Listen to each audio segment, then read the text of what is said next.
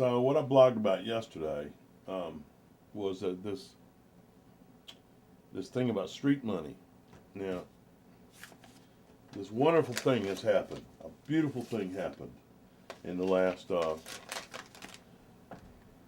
Saturday in South Carolina, and it was this: that the Obama campaign refused to participate in the corrupt scam known as street money, which is money distributed precinct by precinct to preachers, legislators, state legislators, and other ward healers. It's one of those things that everybody knows about and nobody talks about.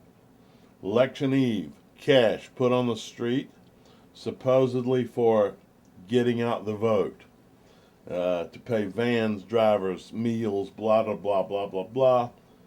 But in reality, most of it's just pure and plain graft.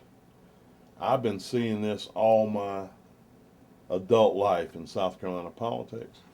It is a poison in terms of primaries.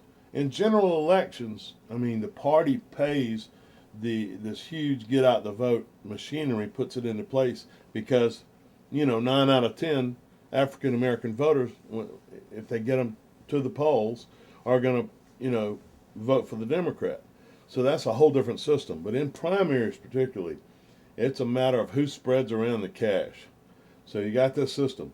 Well, Obama, being an African American himself and knowing the system very well because he comes from that real tough Chicago street political system, he came in here and everywhere else and said, we're not going to even play the game. We're going to hire our own vans, our own drivers, our own telephone peepers, our own door knockers.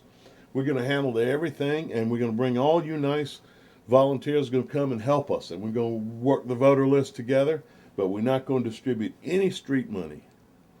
So look what happened. They had an avalanche. And Hillary had, listen, she had all the state senators. She had John Matthews from Orangeburg. She had Robert Ford, my friend, the senator from Charleston. Mainly, she had a minister senator named Darrell Jackson here in the middle of Carolina. This was all written about in the New York Times and all. Under a $10,000 a month retainer for months, for the whole year.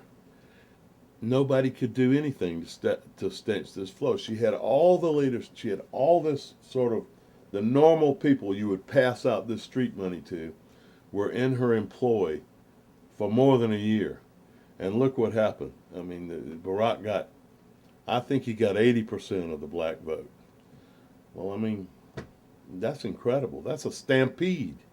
And he did it completely without street money.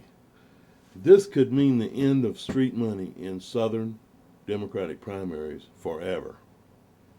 This is something that goes back to the Jim Crow, then followed the Voting Rights Act in the 60s and 70s, when